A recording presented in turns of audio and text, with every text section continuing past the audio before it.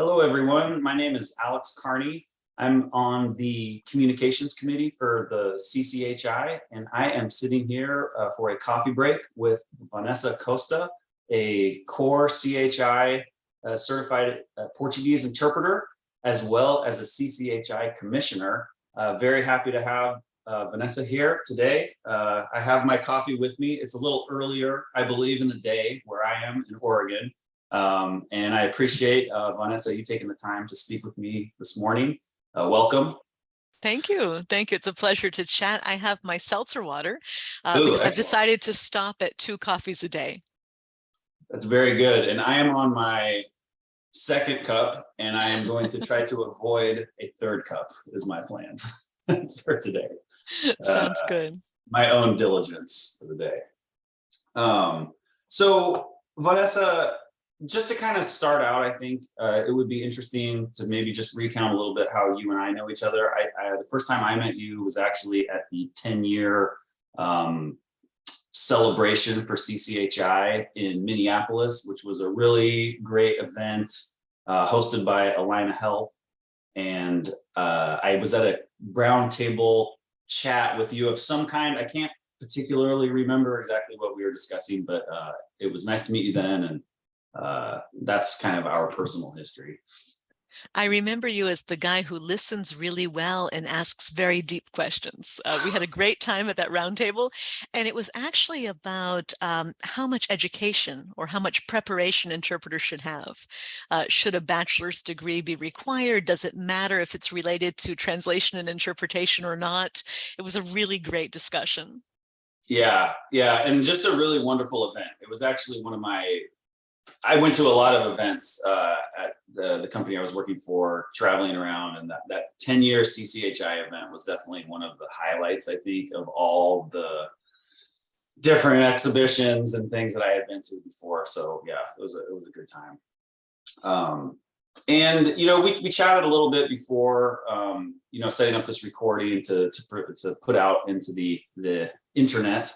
And, one of the things that I thought was really compelling and interesting was sort of your early history with language, starting in your childhood with Portuguese. And I don't know if you wanted to maybe go into a little of that and just talk about, some of the interesting things that you grew up around that led you to where you are today. Absolutely. So I am a heritage speaker, and a lot of folks wonder, what is that? What is a heritage speaker? And it can be loosely defined as someone who is a child of immigrants or who themselves immigrated at a young age. So I grew up in the US. I was born in the US, but I grew up in a Portuguese community, in a Portuguese-speaking household, with a dad who is Portuguese American and a mom who is, American of indeterminate origin. She's actually spent a lot of time researching whether her ancestors came from England or Scotland or Ireland. She's a redheaded, blue-eyed Southern belle from South Carolina. So my parents are very different people, and they had very different backgrounds. They met, they eloped, and then they told their families they had gotten married. So my father's family was somewhat hesitant to accept my mom. She was very different. She wasn't Portuguese. She wasn't Catholic. She looked different than them. And she even spoke a funny English with a Southern accent that they just weren't used to hearing in Peabody, Massachusetts, which is where they had settled. Yeah. So my mom realized really early on that she would have to learn Portuguese to understand what my grandmother was saying about her. She calls it Portuguese for self-defense. But also, as she learned, she became fascinated by the culture and by the community that we were living in. And she was determined that I would learn with her, that I would speak Portuguese from a very early age. And so some of my earliest memories are the entire house being papered over in index cards. So for example, in the kitchen, all of the household objects were labeled door, porta, window, janela, refrigerator, geladeira. And so I learned to speak in the family, in the community. I learned to read and write with my mom and my dad, who is an educator, from a very young age. And I remember we had Portuguese nights, we had Portuguese reading. We would read everything, children's books, the Bible, Veja, which is a Brazilian Newsweek style secular magazine. Mhm, mhm. And so from a very early age, I was speaking, I was reading, I was writing. And as I grew up, I realized that, this is very much a part of who I am. And no matter what I do as an adult for a profession, it has to involve the Portuguese language. Yeah, that's a really interesting story. And I think I have two small children, and the starting language with them early on and exposing them to another language, it's like a gift that you can give them without them even realizing that they're learning. I learned Spanish, later in life through school, basically, in university, middle school, high school. But it was more needing to learn this as like a task almost, whereas it feels like when you integrate that sort of into just the daily life of a child, it's just a gift that they can grow with, that is really powerful, I think. So Absolutely. I'm trying to do it with my own son, who is 6. My husband is Brazilian. We do speak Portuguese and English in the home. And so my son has this exposure where he's hearing Portuguese from Portugal, he's hearing Portuguese from Brazil, he's hearing English. And of course, now he's going to school in English. And Portuguese, wasn't offered as a program of formal study in any school that I attended. I studied Spanish because right. it was Spanish or French. Those were the only options given to us. And I thought, okay, Spanish is going to be much more practical in our community. And my son also, he started the 1st grade. He has weekly Spanish lessons here in Florida. So hopefully he'll grow up to be trilingual. And we're taking that time that my parents took to read with him in Portuguese, to teach him how to write in Portuguese, as he's also learning to write in English. And actually, at his age, when children are spelling phonetically, his spelling in Portuguese is much better than his English spelling, because Portuguese is a phonetic language. It's just easier to spell than English is. But it takes effort. It takes like daily effort to give him this more well-rounded exposure and not make it an occasional or casual thing. Yeah, really interesting. And he'll, to be trilingual, I just can't imagine the power one has really as a trilingual person. You can do anything. You can go pretty much anywhere. I mean, if you add up, where English is spoken, where Portuguese is spoken, which is 13 countries, where Spanish is spoken, which is something like 23, he could pretty much live anywhere in half of the world and be successful in any field with those languages. Yeah, and I'm not positive about this, but I believe that if you've learned 3 languages, say, your ability to learn 4th, 5th, 6th languages is more realistic, perhaps, or less complex, perhaps. So absolutely. Children are sponges. Yes. You just need to soak them in the right environment. Yes. So when I was graduating high school in that same year, 1998, Bentley College in Waltham, Massachusetts, announced that it was going to expand its legal and medical certificate program beyond Spanish into Portuguese. It was the first college-based interpreter training program for legal and medical interpreters in Massachusetts, and I applied. I was 17. I was fresh out of high school. There was a very rigorous language screening process that the applicants had to go through. And I remember the day the dean called our home to say that I had passed the screening, but that they were hesitant to accept me because I was still a minor. And you can't interpret while you are a minor. And there was some question, do I have the emotional maturity to learn to do this work? And my answer, and my parents backed me up on this, was that youth is nothing that time won't cure. It's a 14-month program. By the time we're done, I won't be a minor. And I didn't actually start interpreting professionally until much later. After completing the program, and I did complete it, graduated with honors, got my legal and medical certificates, and then I went to Mozambique in Africa, which is one of the Lusophone countries, for a gap year. So I didn't come back until I was 20. And that's when I took my first paid assignments as a healthcare interpreter. That's a fascinating story. And also, probably in the earlier days of having formal training programs through a place like Bentley College for Portuguese, I imagine, right? Yes, yes. Bentley College maintained the program. They're the only college-based program to do it in our area. They maintained it for a number of years, and then the program and many of its instructors transferred over to Boston University Right. because Bentley is more of a business school, and it Mhm. decided to let the interpreter programs go. Mhm. But you can still get college-level interpreter preparation in Portuguese in Massachusetts, which is something that you can't get in a lot of other states. Yeah, I wouldn't think so. That's really Yeah. interesting. Um, That and I don't know. experience, that experience was so interesting to me because I was of course the youngest person in the room in the class. Everyone else was either an immigrant from Portugal or Brazil. They were all adults. Some of them had children almost my age already. All of them were transitioning from other careers. There was a Brazilian accountant. There was an actress. I mean, they were all coming from somewhere else, having done something else professionally. And here I was saying, I've chosen healthcare interpreting as my first career.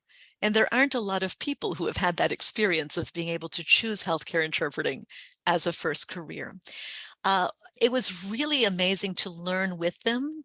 And I think they also learned with me because in the same way that they helped me to refine my Portuguese, I also helped them to refine their English because really, who can say that they have native or near native proficiency in all of their working languages? There's always one that's stronger than the other. And so Mhm. they taught me so much and they really helped me to polish, and to further formalize that training in the Portuguese language. And I helped them with English. And it was there that I realized that I had an advantage as a heritage speaker because not only did I have Portuguese and English in my skill set, I had a third language that no one else had in that room. It was the immigrant language of the community that I was raised in. Because it really is true that as a community becomes well established, an immigrant community, and as acculturation begins to happen, people change, new practices are developed, and a new language is developed as well that is neither one thing nor the other. It's not pure Portuguese, if there is such a thing. It's not pure English. It is a Creole of sorts. And I Mhm. didn't realize it before I sat in that room. And one of the pivotal conversations, I mean, we're talking 22 years ago, and I still remember this. Yeah. We were learning about interpreting for end of life. And we were talking about the conversations that you have with families at end of life. And one of the conversations was about burial arrangements. And I mentioned the anateca. And one of the more outspoken Brazilian classmates, she looked at me and said, "What? What? Where? What are you saying?" And I said, "The anateca." Ever since I was a child, when someone in our Portuguese community died, we all went to the anateca. And she said, "You mean the funeral home?" And I said, "Yes." And she said, "Casa funeraria." I said, "I know, but also anateca." And she said, "Show it to me in a dictionary." And I tried 3 dictionaries, and of course it wasn't there. And then it just dawned on me that word that I thought was Portuguese was actually English. It was undertaker. Someone at some point in the community had made it into a Portuguese word, and that's where we all went when people died. We went to the undertaker. Mm. And so that could be construed as a disadvantage, but it could also be an advantage if you're interpreting for the community in which you grew up because you know Sure. things Yeah. that an Yeah. interpreter from a different place or who recently arrived from Portugal or Brazil or who is currently there does not know because they haven't Sure. lived that experience and they don't know that third language that is neither Portuguese nor English that everyone uses in that Sure. community.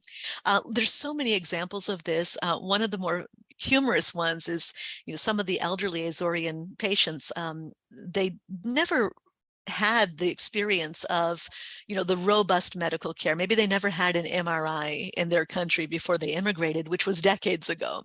And so they don't know resonancia magnética. They know MRI or marai, or some of them just call it o forno, the oven. Mhm. And so you get an interpreter from somewhere else, and the patient is saying, "Oh, these are the tests I did. I went to the oven." What is that? Well, a heritage speaker knows because that's how their grandmother calls it. That's how their Right. mother. Yeah. So it's very, very interesting to think of it as, maybe a disadvantage, but maybe an advantage, and definitely a unique experience to grow up in a place and to refine your skill set and then use that skill set to benefit your neighbors, to Sure. benefit your community, people who have known you and who have helped you develop that skill set your whole life. Yeah. That's a really interesting component of the interpreting, right? The cultural exchange in addition to sort of the linguistic exchange, right? Yeah. Yeah, very interesting. So as far as we talked about a number of things, obviously, in preparation for this conversation, but one of the things that came up was kind of from the conversation around Bentley College is just the developing of medical interpreters for the field, and sort of the support that we can lend to, the heritage speakers and things like that. I was wondering if maybe you could touch on some of those topics and thoughts that you might have in that regards. Absolutely. So, heritage speakers, they have different experiences. Some may grow up in a home like I did, where parents are literate and they're able to pass on the literacy Mhm. in the home language. Others might grow up in a home or in a community where there really isn't that support. And what they grow up with is a spoken language that they haven't learned to read or to write, or they haven't really read anything from that country. Or so many, there's a continuum there, a full range of experiences. I think that in our educational system, we need to be teaching the languages of our communities. Right? We need to be teaching Portuguese was a major language in the community where I grew up, but there wasn't anything offered in elementary, middle, or high schools. You had to get to college to take Portuguese courses. And that might be too late for a heritage speaker. We think about, how children are directed towards careers, and you have kids, and I have a Mhm. son. It starts in kindergarten. What do you want to be when Yeah. you grow up? But the conversation gets really serious around age 13 and 14, the end of middle school, the beginning of high school. You start to go off in a track that's going to lead you perhaps to your career. And it's there that we really need support for, formalizing your linguistic preparation for interpreting and translation work, and promoting, the TNI field and its many professions as viable career options for children growing up in immigrant communities in the United States. So part of that has to be, baked into the local educational system. I think there are community organizations that can help promote that and support that and make sure that it is, becomes a part of the fabric of that community. Uh, and I also think that the industry, the TNI industry, can do more to make healthcare interpreting careers viable and attractive for young people. I was the youngest person in the room 20 years ago. I'm still the youngest person in a lot of rooms, and I'm in my 40s. There Mhm. are not a lot of young people in the US that are choosing translation and interpretation as a first career, and their parents, their immigrant parents, are not encouraging it because they don't see that it brings financial stability. So cultures are different, but many cultures have this value of, I want my children to be financially secure. And to Sure. some groups, that might mean having a job where you go to the same place every day, where I'll talk about the Portuguese immigrant experience. Many of our people came to America and they went to work in factories. So they Mhm. had a job that was at least 5 days a week, at least 8 hours a day. They clocked in, they clocked out. That job usually came with health insurance. It usually came with paid vacations. And through that, they built new lives in the United States. They became homeowners. Later on, as their situations improved, they may have built a second home or built a home in Portugal, right? And eventually they retired, and they retired on a pension. So this idea of, I'm an immigrant and I made sacrifices so that my children and grandchildren could have more than what I had. Yeah. But today's language access field actually offers less than what our immigrant parents were able to achieve. And so Right. you tell a person that you should encourage your child to pursue a profession where they're going to be paid by the minute, and Right. probably less than 50 cents a minute. Right. A profession Right. where they might not have health insurance, where Right. they might have to go all over the place, and may not even cover their travel expenses in a day. That's not very attractive. They're not Right. going to say, yes, you should go be an interpreter, because Right. they're not seeing that it's steady, and that it brings a not just a living wage, but a better future. They sacrifice Sure. so much so we could do better. And Yeah. they're going to push us towards professions where we can do better. So we have to do some work here now, before it's too late, to make sure that there are more staff positions, more positions with benefits, more positions that offer a retirement package, that the wages are higher so that interpreters and translators can live that good life that their parents envisioned for them in the United States. Yeah, and personally, I see, organizations like CCHI, especially, leading the certification, the conversation around certification, and something that can apply to everyone in the field, as qualifications, requirements, as a means by which that elevation can sort of happen. Because standards, I believe strongly, is a key to that ability to increase wages and stability, et cetera. So that's why I'm involved personally in the organization, just because I believe that that's sort of the path to what you're talking about, is through organizations, like CCHI. Absolutely. If spoken language interpreters could reach the same level of recognition as ASL interpreters Correct. and earn the same wages, then perhaps interpreting would be a more attractive field, healthcare interpreting in particular, for young immigrants and for the children of immigrants. Yeah, absolutely. Certification is a big part of that. Yeah, 100%. So yeah, that's all very interesting topics, and I agree, very much with what you're saying. As far as paths towards that, we talked about a few different things. Promoting, training programs through, like, say, community colleges, and sort of spreading the word and curriculum around. I don't know if you have any thoughts on that, or sort of steps that you might consider, sort of throwing out there as ideas for, everyone sort of consuming this conversation, and, colleagues, et cetera, is how some of these things might take place. I don't know if you have thoughts on that.